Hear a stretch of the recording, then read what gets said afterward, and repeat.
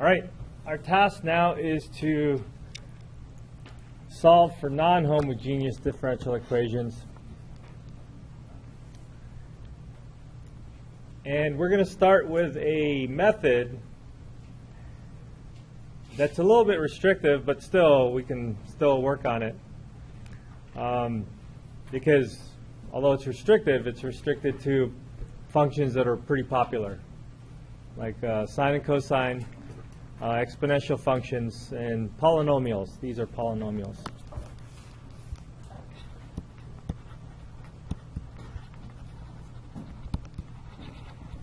Now these polynomials are the polynomials that we know of. So we're restricted to these four types of functions, which means if your non-homogeneous differential equation has an ln on the other side, for example, or has some other thing, a tangent on the other side, then we won't be able to use this method, because this method is strictly for these things. Also, a combination of these functions would also work. By combinations, I mean you can add, subtract these functions. You can also multiply them, in which case our model will involve some sort of multiplication as well. So, let's go ahead and jump to an example.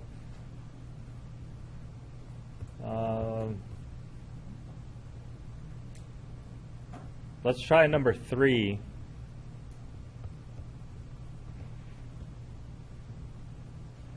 To start with.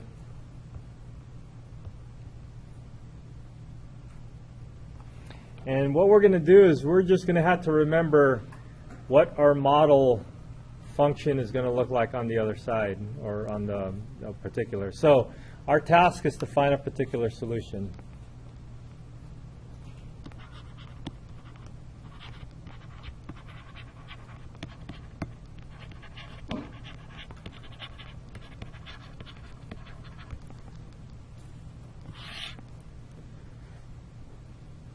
Maybe we should find the homogeneous solution first. Yeah. Oh, let's just work on a particular solution. So what we're going to do is we're going to assume that a solution to this differential equation would look like ax plus 3 plus b. It's a linear function.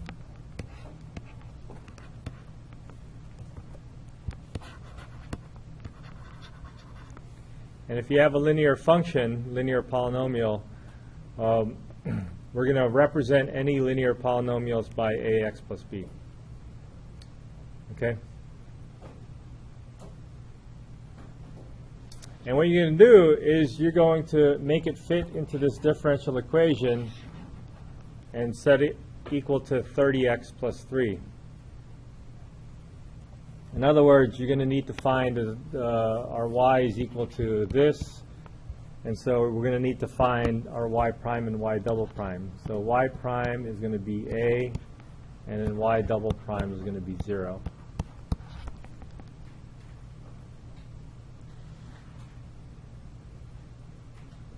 So then we'll put that into the differential equation. The differential equation says y double prime minus 10y prime plus 25y is going to equal to 30x plus 3. So we're going to put in that information that we got. Y double prime is 0. Y prime is a, and the original function is ax plus b.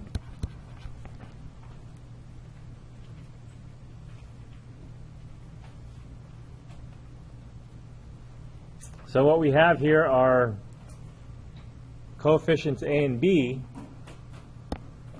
undetermined coefficients a and b.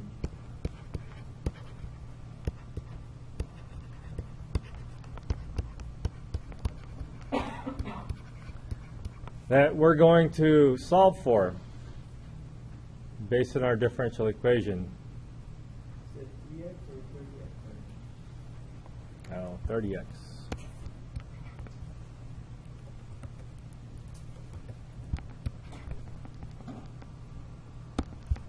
So that's 30x plus 3, and we're going to match up the coefficients.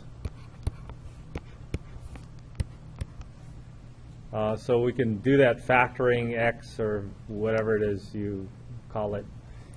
So it looks like 25a is going to equal to 30. So it's going to give us a is equal to 6/5.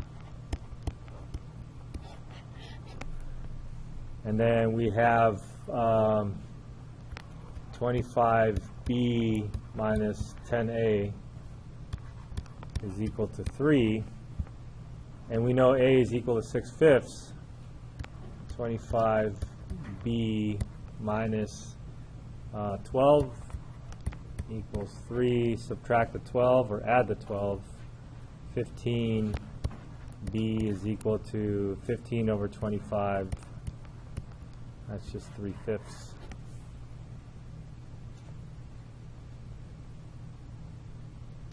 So our particular solution, y sub p, we'll call it, is going to be 6/5 x plus 3/5.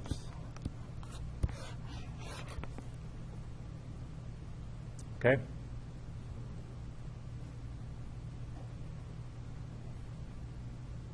Did I do that right? Maybe I should do Wolfram alpha or something.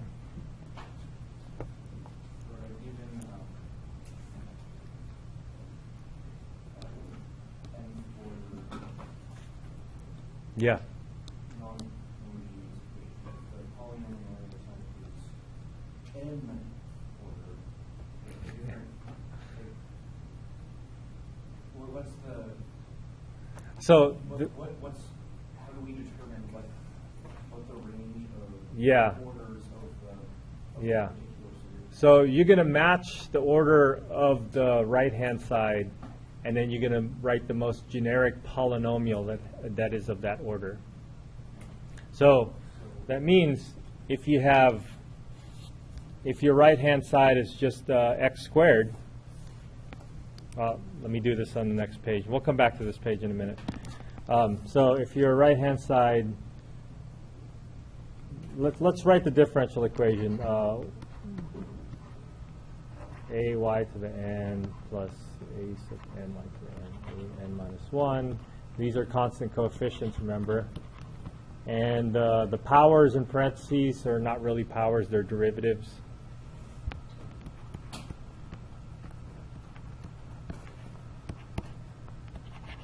A sub 1 y prime plus a sub 0 y is equal to g of x.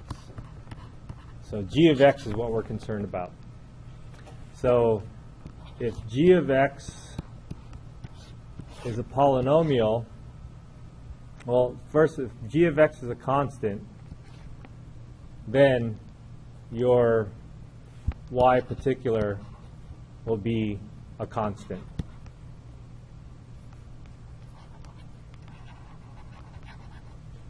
If g of x is a linear function, any linear function, so I'll generically put x, then your y particular has to also be a linear function. If your g is a second order polynomial, any second order polynomial, then we have to write a more general second order polynomial for y sub p. So ax squared plus bx plus c is the most general second degree polynomial.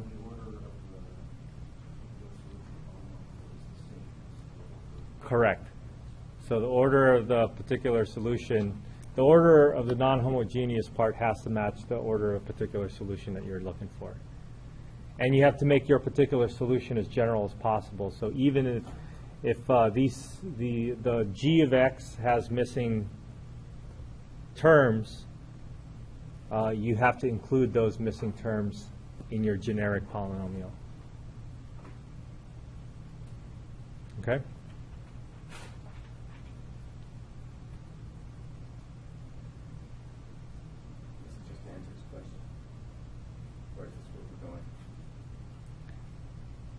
This both, yeah. Okay, then we just keep going with the pattern like with binomial expansion. Yeah, not necessarily binomial expansion. Like this thing could just be, Or would it? if this is x to the fourth, for example, then I have to find the most general fourth degree polynomial. AX to the 4 Yeah, plus 4x. bx. 4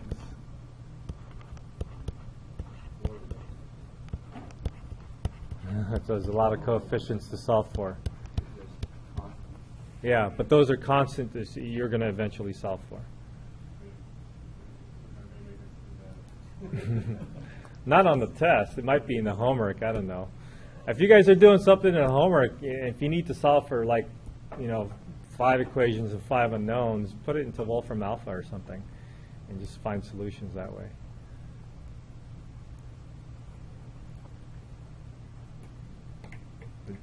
But the process of trying to solve for this is tedious. So the answer is no. I'm not going to give it to you on a test or a quiz situation. But you should know how the process works. So if it does come up in your homework, then you can just use some sort of technology to help you out.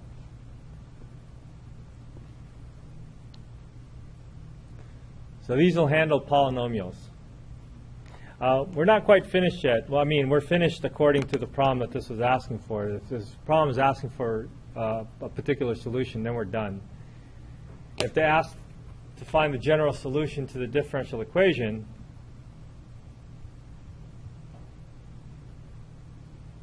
which is essentially what they have over here,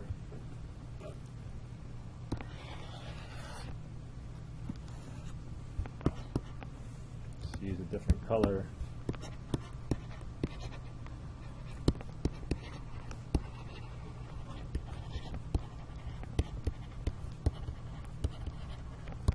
So to find a general solution to the differential equation, we first need to find, this is a step that we skip, we first need to find the solution to the homogeneous.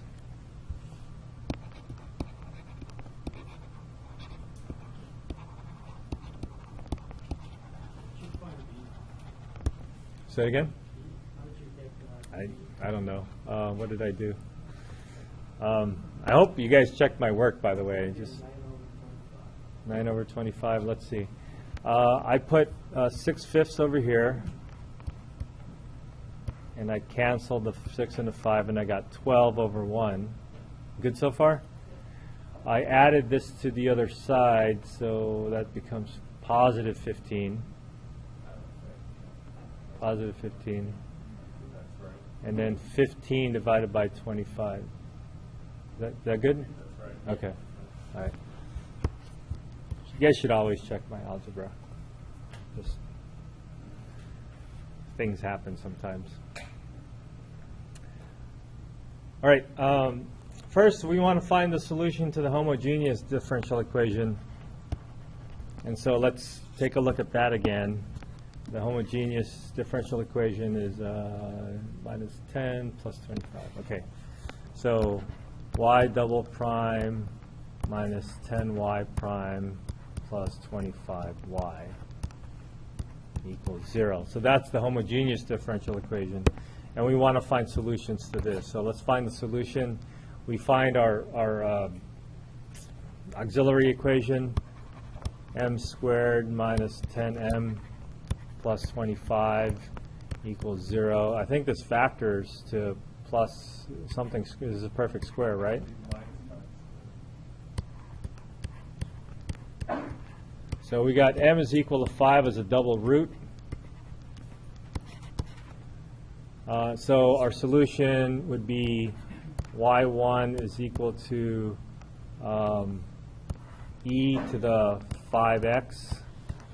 And remember, if it's a double root, we did this with a reduction of order. And then we got the second solution to be x times this same thing.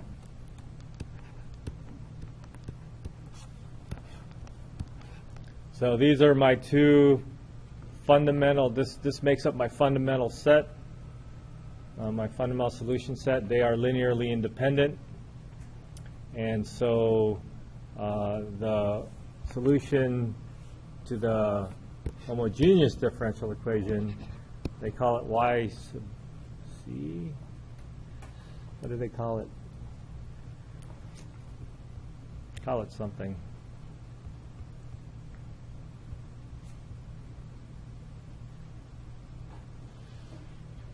Yeah, they call it y sub c. Why do they call it y sub c? Well, maybe, but I doubt that's the reason. Anyways, y sub c is going to be the linear combination of these two solutions from your fundamental set.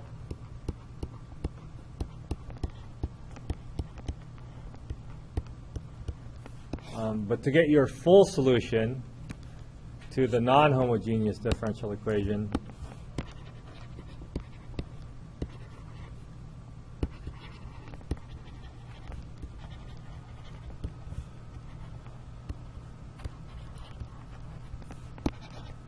you have to just, it's superposition, so we just get to attach it all together, y sub c plus y sub p, which we found earlier. So your final solution is c1 e to the 5x plus c2 x e to the 5x plus that particular solution that we found, 6/5 x plus 3/5.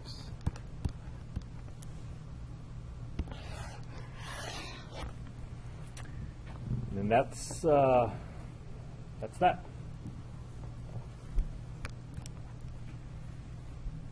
Okay? So when we're finding general solutions to non-homogeneous differential equations, we want to first find the solutions to the homogeneous differential equation and then find a particular solution. Or you can switch the order if you want, but in general, this is what they do.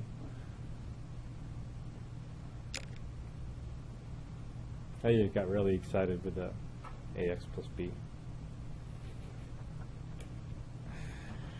All right, let's do another problem. And this time, let's actually go through the process and find the homogeneous part first. Let's see. We don't have to do that. I figured it out. Okay, well, we still might, but Yeah. we'll take a look at it. Let's take a look at, is there one of exponential by itself? Nope. All right, let's do a trig. I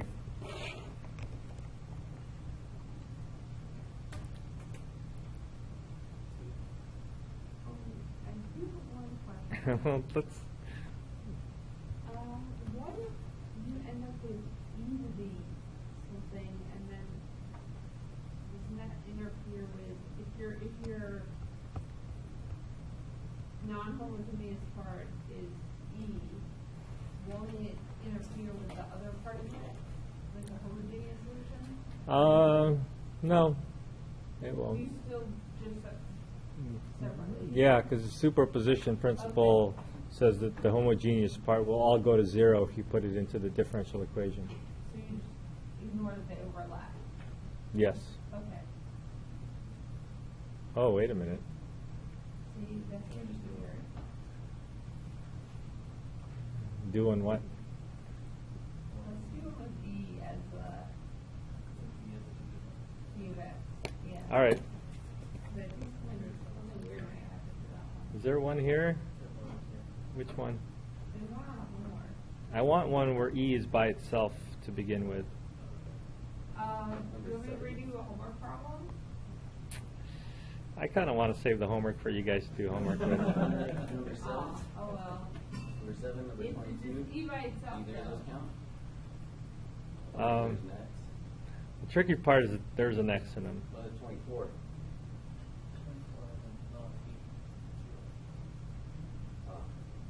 Well, he's going to have something for the X, isn't it? I have one that is All right. What is it? Y double prime. Oh, I have the homework up anyways. What number is? It's 5. 5 is like that. All right, let's take a look at that. So I guess this is kind of to address Alan's comment earlier. I said first you need to find the homogeneous differential equation and then figure out a particular solution. There is something to be said about doing the homogeneous portion first before finding a particular solution, and that is we want each of these functions to be all linearly independent from each other. And if we have something that's not linearly independent, then we need to tweak it a little bit. So in general, just to jump ahead a little bit, we're going to jump all over the place anyways. So in general, if we have this table and we're finding solutions to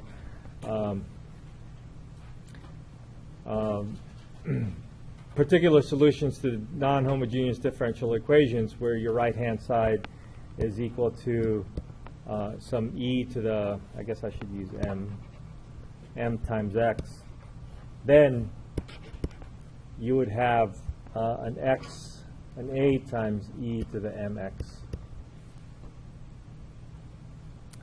But there's a little caveat here, and this is to say that we want to make sure that in our superposition principle, when we add up all those terms of our solutions, we want to make sure that they are all linearly independent from each other.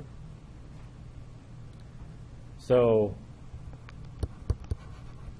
this is going to work if we are linearly independent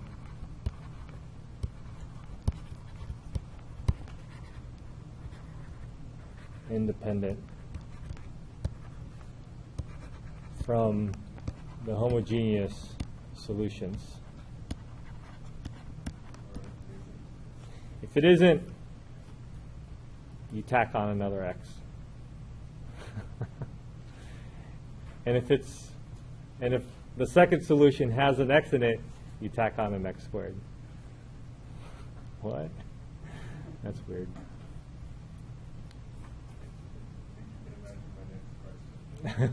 No, I can't. What's your next question? Why? And because I don't know why. It's a superposition principle, and what we could do is really the idea goes back to the reduction of order, and we could do the reduction of order on this, and then we'll see that the next function in line, eligible function in line, would be just 1 power raised to the x.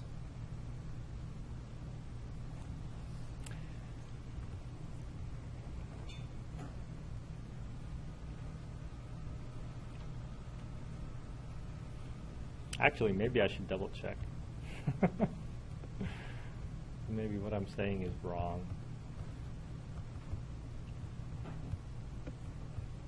Where are we? We're looking for the book.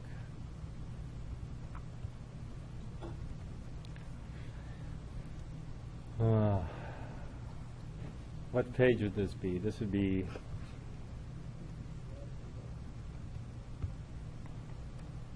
page 50.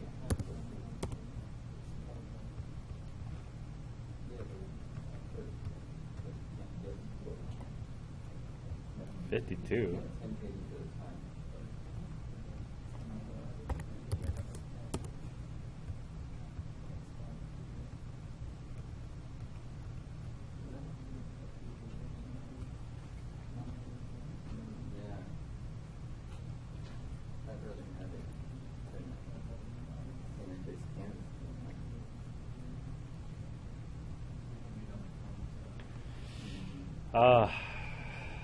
E to the x. They don't say it here.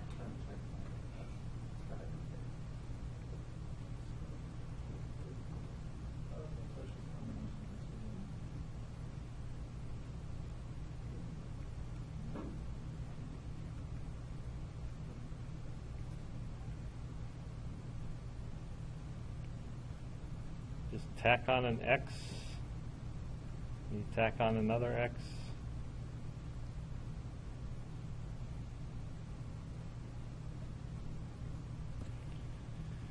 Yeah, I think you just tack on an x and an x squared. You keep tacking on more x's. All right. Now that what I've told you is true, we can go on. I guess we should finish this comment. If not, then use a x e to the mx.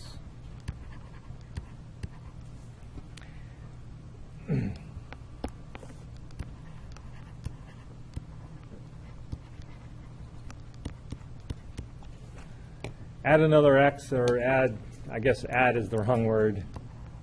I'll put this in quotes. Add another factor of x is the more appropriate way of saying this. So, so yeah, this is, and we just keep building up to that. Yeah. I'm just thinking L over the x.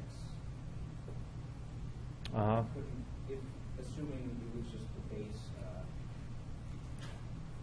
that the right side was just the base e to mx. Yeah. You wouldn't want to increase the power of the x above the equal to differential equation.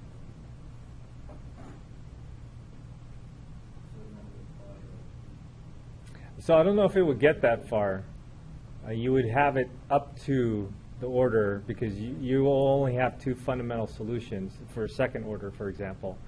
And the first fundamental solution is just e to the x. The second one is x e to the x. And so your particular can go up to x squared. And so you won't go, you won't go beyond the order of the differential equation. Okay. So let's see if we can solve for this problem now. So first we consider the homogeneous part.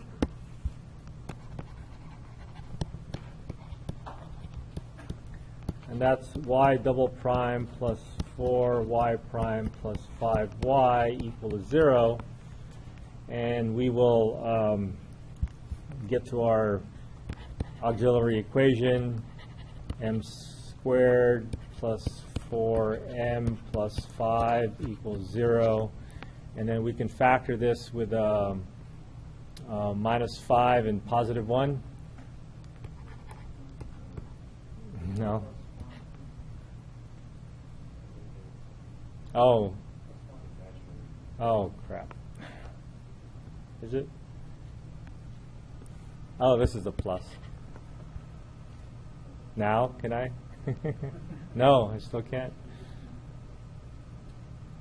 All right. So what's the answer? Just tell me the answer. Can't factor? All right, so we're going to go quadratic formula.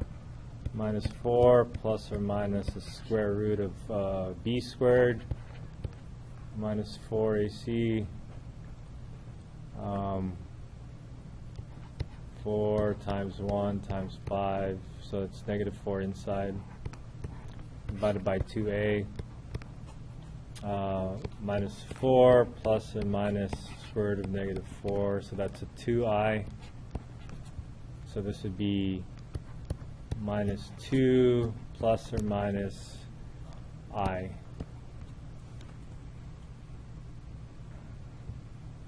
This doesn't have the issue that I was looking for. Anyways. All right, so this is what we have. We have imaginary numbers, so we know that our particular, or our solution, or fundamental set, will have a sine and cosine. So y sub 1 will be, you know that this is the power, right? The imaginary goes to sine and cosine, and negative 2, the real part, goes to the e. So it'll be e to the negative 2x cosine 1 times x. And then y sub 2 is going to be e to the negative 2x sine x.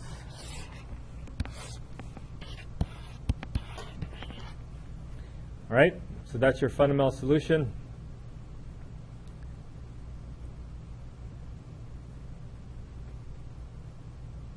Any questions?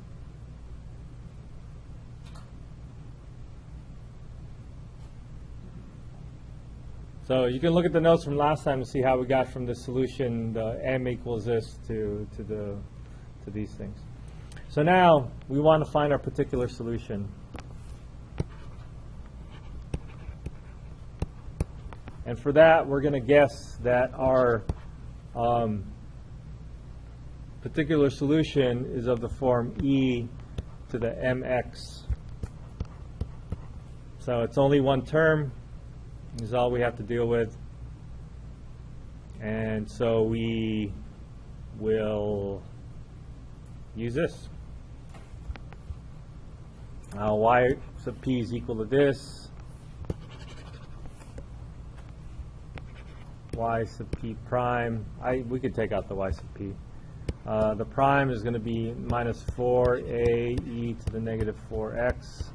And the second derivative is going to be positive 16a e to the minus 4x.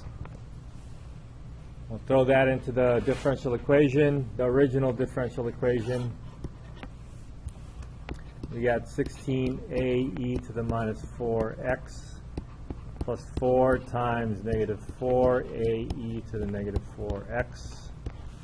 That's the first derivative, plus 5 times the original function that we're guessing to be the particular solution, a e to the negative 4x, and this is going to equal to 35 e to the negative 4x. So we just put them up together. It looks like these two are 16 and negative 16. We have a 5a is equal to 35.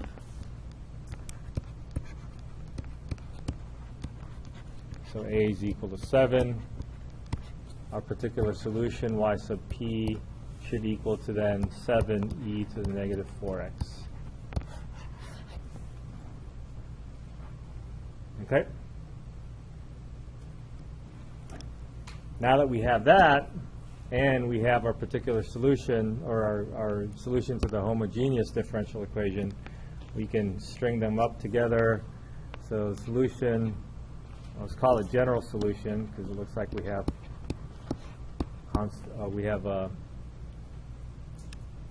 what do you call it? Initial conditions. Our general solution is going to be the combination of these things. So C1 e to the negative 2x cosine x plus C2 e to the negative 2x sine x plus 7 e to the negative 4x. Okay?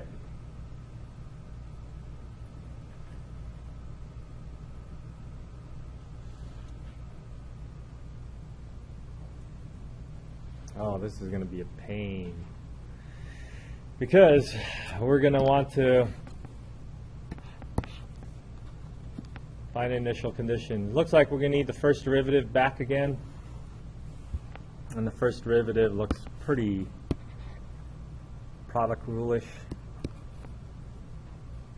So we got a couple of product rules to deal with here for derivatives, and if I had to find a second derivative, I might want to simplify it, but I think we can just plug in zeros after we stretch it all out. So, product rule, derivative of the first, negative 2 c1 e to the 2x, negative 2x times the second, cosine x, plus the first, c1 e to negative 2x, times derivative of cosine, that's negative sine. Let me squeeze in a negative here. So that's a derivative of the first one. Derivative of the second one, same deal. Negative 2 c2 e to the negative 2x sine x. And this time it's going to stay positive, c2 e to the negative 2x cosine x. And then we'll go negative 28 e to the negative 4x. For that second one, or that last term. So that's the derivative. Whoops, derivative.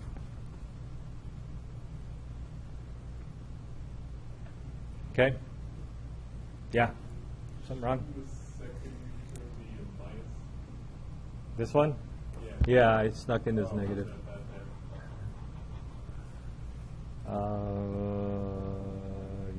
Yeah, let's just make that like that. Anything else? You got to catch my mistake before I move on, because go 2 steps later and I said, ah, shit. Okay. Y prime of 0 is equal to 1.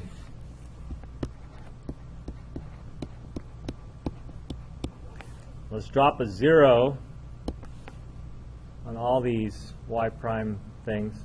So cosine of 0 is 1. Sine of 0 is 0. So we just have to remember that all these things with a 0, that's not divide by 0. Say it's equal to 0. The sines will go to 0. Cosine of 0s won't. So, but either the 0 is 0, or either the 0 is 1, cosine of 0 is 1. So this is negative 2c1 and c2 and minus 28.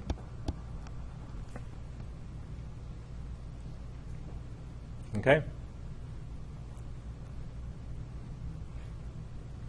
So the original function evaluated at 0 is negative 4. So y of 0 equals negative 4. And for that, I want to look at my general solution here, the original function. And again, cosine of 0 is 1, sine of 0 is 0. So what do we have? We have a c1 plus 0 plus 7. Is that right?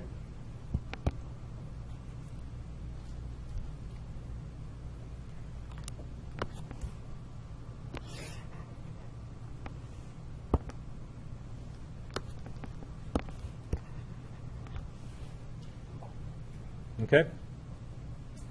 So let's see. Looks like from here, C1 is equal to negative 11. And then from there, Where did you get the definition for C2? say it again. Where did you get the definition for C2? C2 came from the y prime of 0, and there's a C2 over here. And C2 for this one, because we put 0 in for x, C2 disappeared, and so it's just C1 here. Oh, the separate lines. Okay. I wasn't looking at the y prime. I thought you went from the y prime line to like another. Oh, yeah, yeah. So this, 4 and middle C2 is going up. yeah. They separate. I'm back. All right. So now that we know C1 is 11, I have the equation 1 minus 2 C, or 1 is equal to negative 2C1 plus C2 minus 28. So 1 is equal to, C1 is equal to 11, negative 11, so this is going to be positive 22 plus C2 minus 28. And this is negative 6. C2 is equal to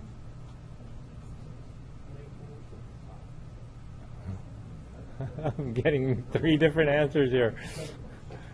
7. So we're going to combine this, C2 minus 6, and we're going to add 6 to both sides. And then we get C2 is equal to 7.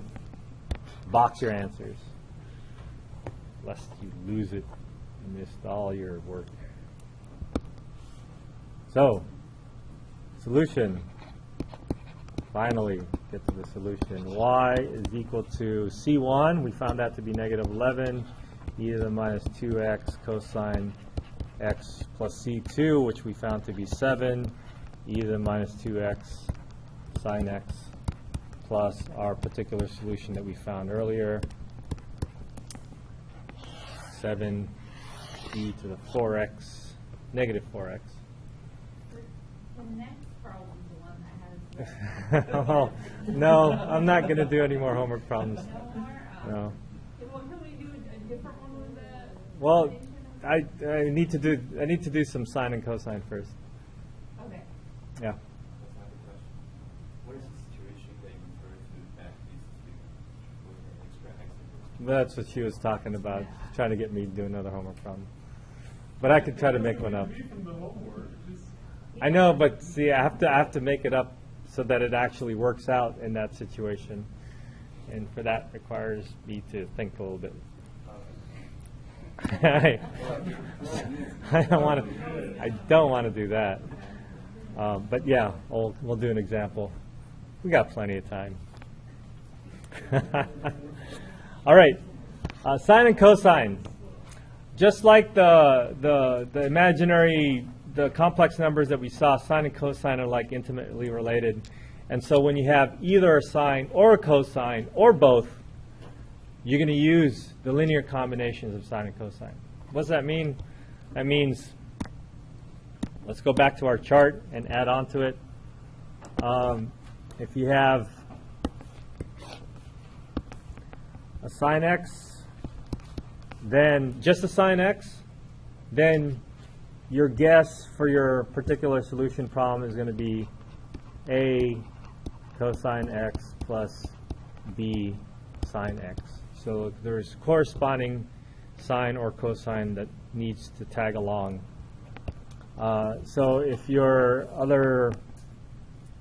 have a right hand side of cosine 3x, then you're going to essentially have the same thing with the angles. A cosine 3x plus b sine 3x. Okay? So whenever you have a sine or a cosine or an addition of sine and cosines, then regardless of what they are, whether they're sitting by themselves or not, you need to put the combination of sines and cosines. Okay?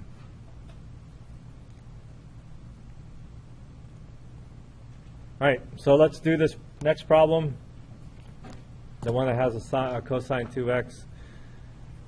Again, we're going to begin with the homogeneous part.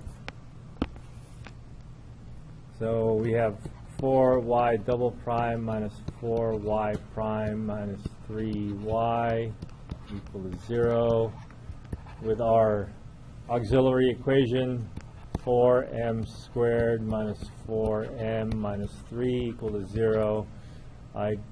Should I mess around with trying to factor this, or just go straight into the quadratic equation? Minus negative 4 plus or minus square root of 4 times b squared.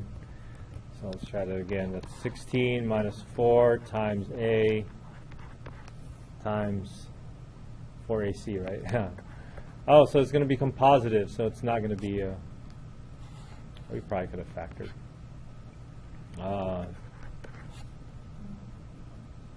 Divided by 2a. Let's see. Yeah, 4 plus or minus, what goes in here? 64. Nice, so that's 8.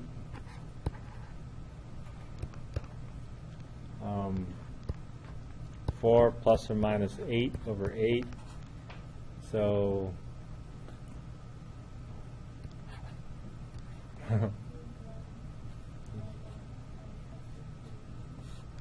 so 3 over 2 and negative what?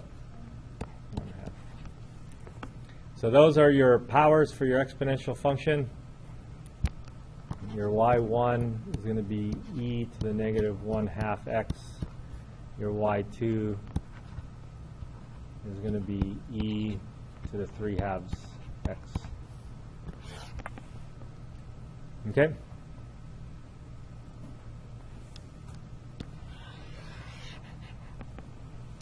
So now that you know that, you go for your particular solution. Y sub p is going to equal to a cosine 2x plus b sine 2x. And if there's no sign in this solution, then b would be 0 anyway, so we'll just work it out. We need the derivatives so that we can find these things. We got 2a, negative 2a,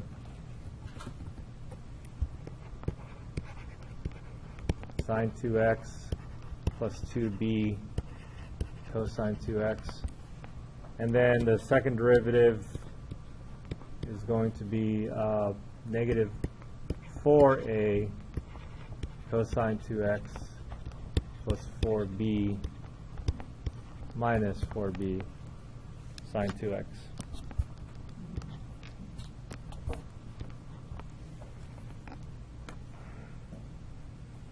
Okay, so we'll throw that into this differential equation. 4 times this whole thing.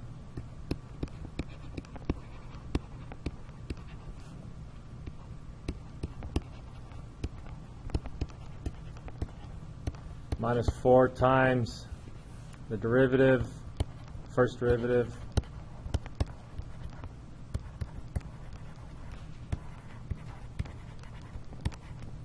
And we have minus 3 times the original function.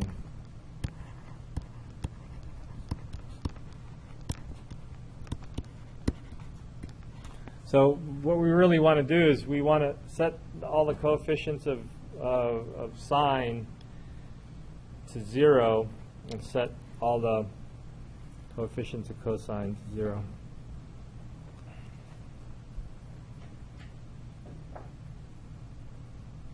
Looks like the b is going to disappear anyways.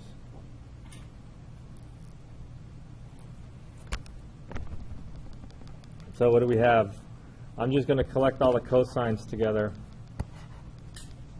No, it's not all going to disappear. So the cosine, we got negative 16a minus 8b minus 3a. So all these things have a cosine 2x attached to it. Now I'm going to collect all the sines. So I'll start off with a minus 16b, and then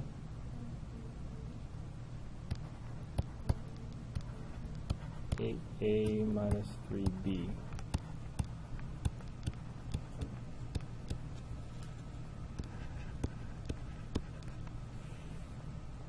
So all this is equal to cosine 2x, which means this coefficient here is going to equal to 0. Oh, sorry, is equal to 1, because that's the one next to the cosine. And then the coefficients for the sine will equal to 0.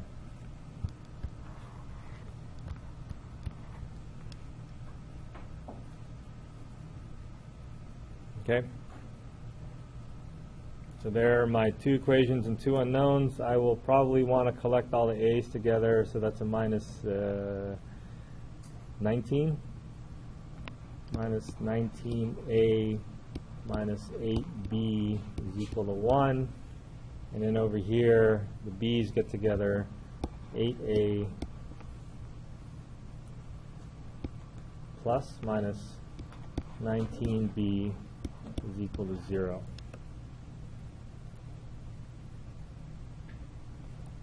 Okay? Yeah, 2 equations, 2 unknowns.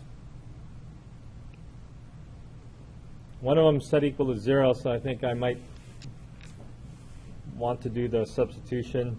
Solve for a or b on the first one, or on the second one. Let's solve for a. So a equals positive 19b divided by 8. Let's put that into the first one. We got negative 19a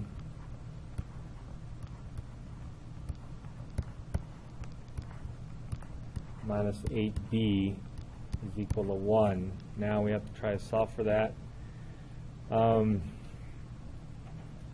I need 19 squared.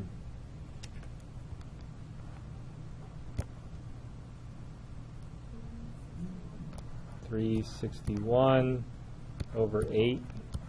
B is equal to, I'm going to put the 64, not equals, sorry, minus 64b over 8 to get common denominators, and 361 plus 64, 425. 425 over 8 with a negative is equal to 1, so B is equal to negative 8 over 425.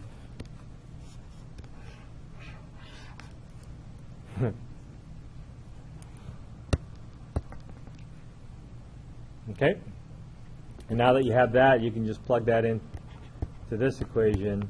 You got 19 times negative 8 over 425 divided by 8. So the 8s would cancel, and that's just a negative 19 over 425.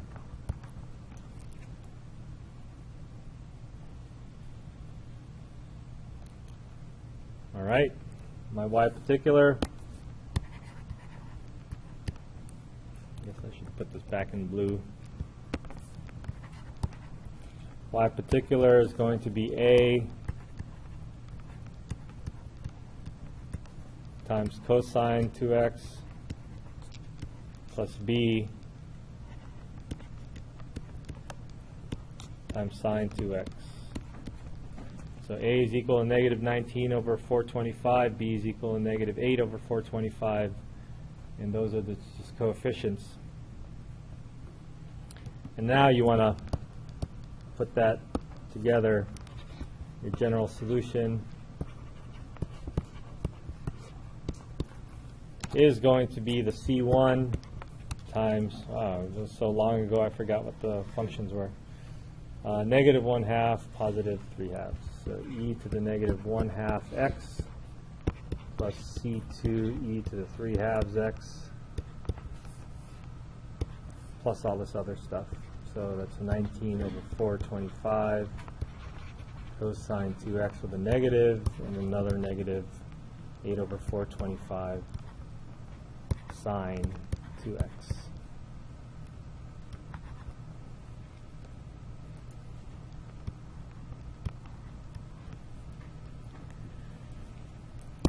Done. There's a lot of room for mistakes here, and I'm talking arithmetic mistakes, fractions, finding like terms, you know, stuff that we learned back in algebra.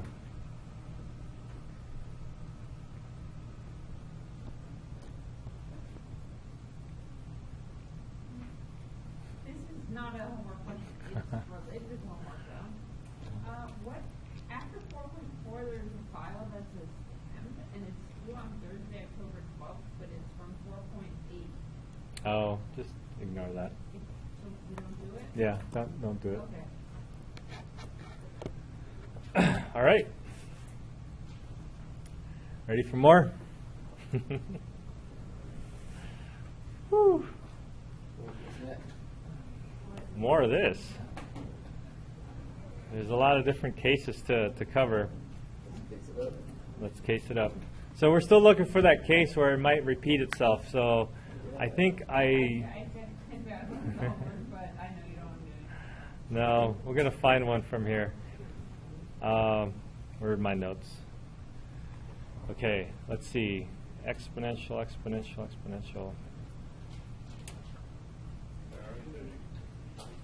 There aren't any?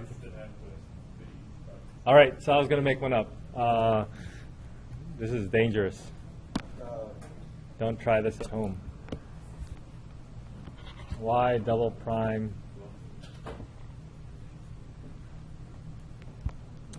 plus 2y prime plus y, right? Can you think ahead? What's the solution to this?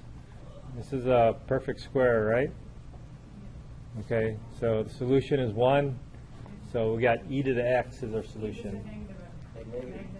E to negative x. Yeah. Unless. Negative x and then x e to the negative x. Okay. So what if we had the right hand side equal negative x? So this is the one that we want to do an example of. So let's start with the homogeneous differential equation again. I'm just going to jump straight into the auxiliary equation and say m is equal to -1 repeated, multiplicity 2. So our solution will have an e to the negative x and an x e to the negative x. Right? So that's the first part.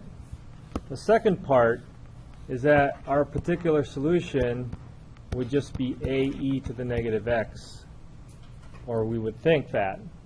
But remember, with the superposition principle, we want these things to all be linearly independent.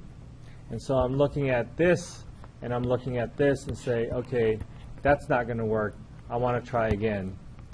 That x, what should I put? X in red.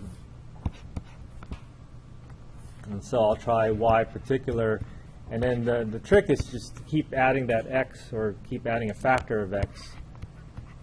And I add a factor of x here, and I say, oh, bummer, that's the same thing as that also, so I can't use that one. So I'm going to go one more. Y sub p is equal to ax squared e to the negative x. And notice, when I'm going up, I'm not doing the general, so this I'm up to the second degree polynomial, but I'm not going to write ax plus by plus c, or ax plus b, ax squared plus bx plus c. I'm not going to write that general polynomial, second degree polynomial, because I'm just doing this to avoid linear dependence from my other two solutions. Okay, so this is going to be my best guess for a particular solution.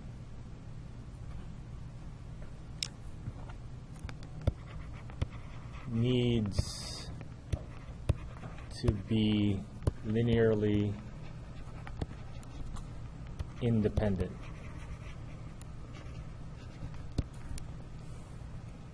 Exclamation point.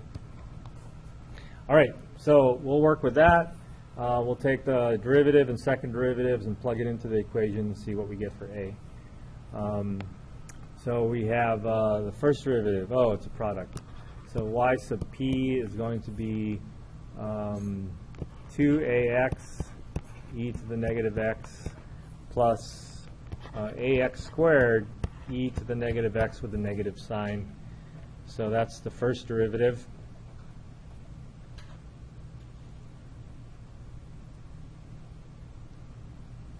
Second derivative is another product. So it starts off with 2a e to the negative x minus 2ax e to the negative x. So that's the derivative of the first as a product rule. Derivative of the second as a product rule is going to be, there's a minus sign. Let me put a negative parentheses here just so I don't get mixed up. Derivative of the first, so that's 2ax times the second, and then plus the first times the derivative of the second, so that produces another negative sign over there. I suppose we should try to simplify this a little bit, and it looks like these two will get together to be -4. So this is a 2a e to the negative x minus 4ax e to the negative x minus ax squared e to the negative x. Plus, thank you. All right, so that's my y double prime. So I'm going to start off with that. 2a e to the negative x minus 4ax e to the negative x plus ax squared e to the negative x plus 2 times the prime, that's 2ax e to the negative x minus ax squared e to the negative x plus the original function somewhere in here. Oh, there it goes. Ax squared e to the negative x.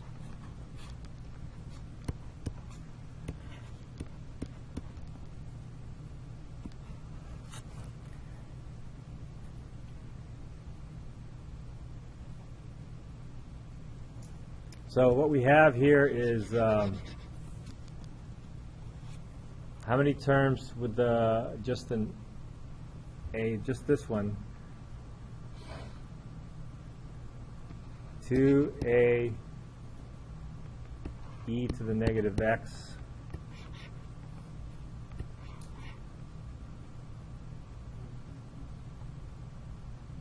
they cancel. So the x e to the negative x terms cancel. We got a negative 4a and then a positive 4a. So they cancel.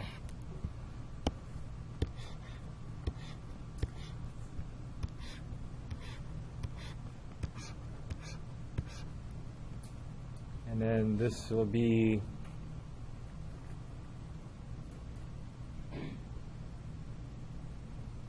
what is it?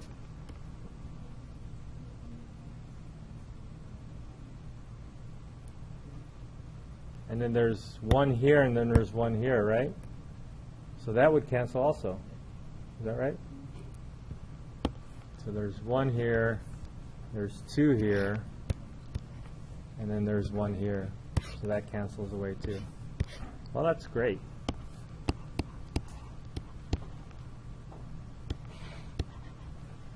So that means a is equal to 1/2.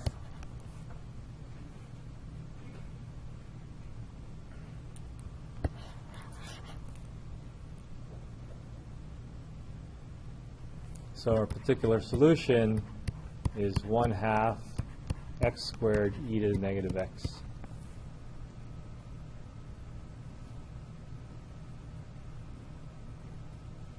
All right, there we go. We're done. So general solution would be C1 e to the negative x plus C2 x e to the negative x. And then now we got our particular solution, 1/2 x squared e to the negative x. They're all linearly independent from each other. And we have 2 arbitrary constants, so we got a 2-parameter family of curves. Whew.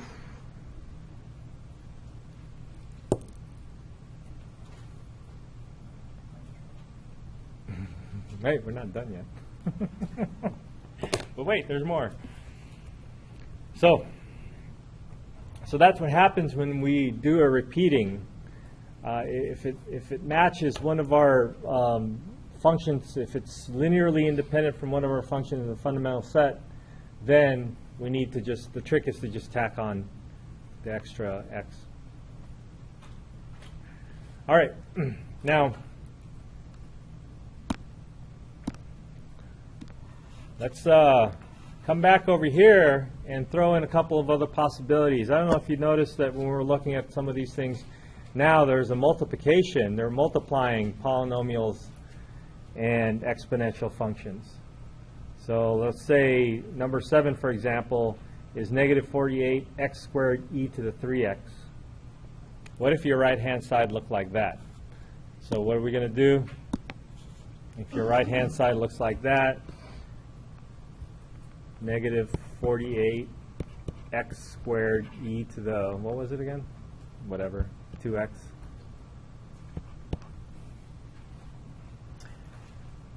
what you have to realize here is that you have a combination of a polynomial and an exponential function. So the polynomial, you want to expand out to the most general second degree polynomial, match the degree. So that expands out to ax squared plus bx plus c.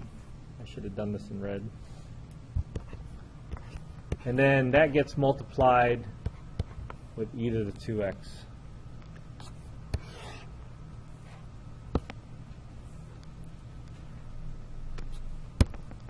So anytime you have a combination of a polynomial and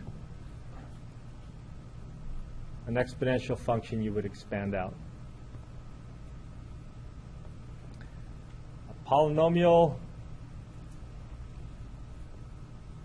and a trig function.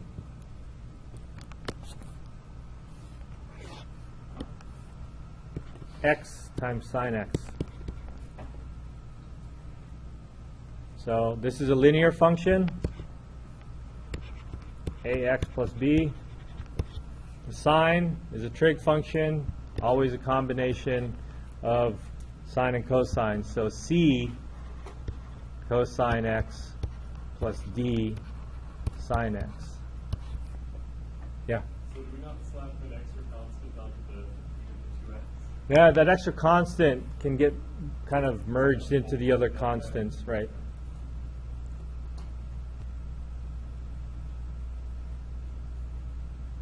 So any combination of these things, you just do a multiplication. And remember, for polynomials, expand to the most general polynomial of the same degree.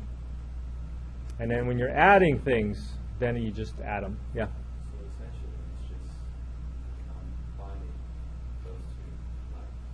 Right. The form on the Yeah, in the format that's up above. So the easier ones to deal with also is that if you have a polynomial plus an exponential. So the thing about pluses is the superposition principle is all about pluses, and so you really just separate them and add them. So you got a linear term, ax plus b. You don't really need the parentheses around there.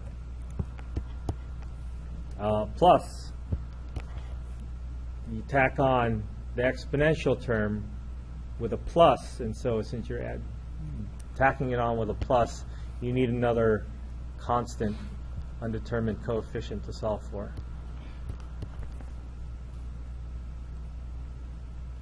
we can't pick A again. No, because this is the A, and you're actually solving for these. It's occupied. Yeah, it's occupied. You're solving for these coefficients.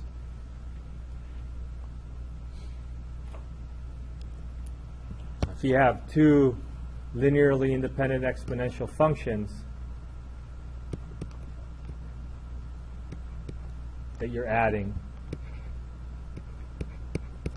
then those will be two separate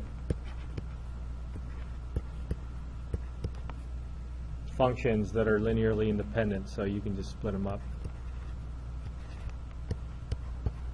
Again, whenever we have these exponential functions, they're provided that those exponential functions don't exist on the other side. Okay?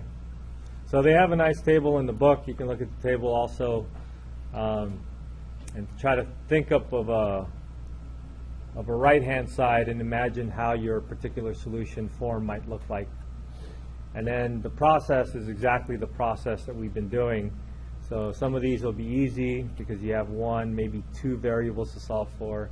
And when you start having three or more variables, then that gets a little bit algebraically challenging. And my suggestion is when you guys are doing this in your homework, maybe just find a solver, either Wolfram alpha or something else, to help you solve for those coefficients. Okay? And I think that's all there is in this section. God, I hope so.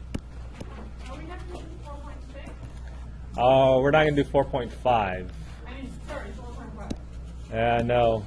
So 4.5 is essentially the same process. You get the same results as 4.6.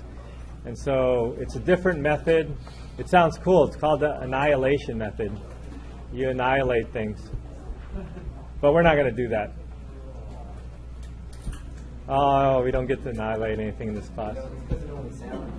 Yeah, it only sounds cool. It's the same amount of work as this, so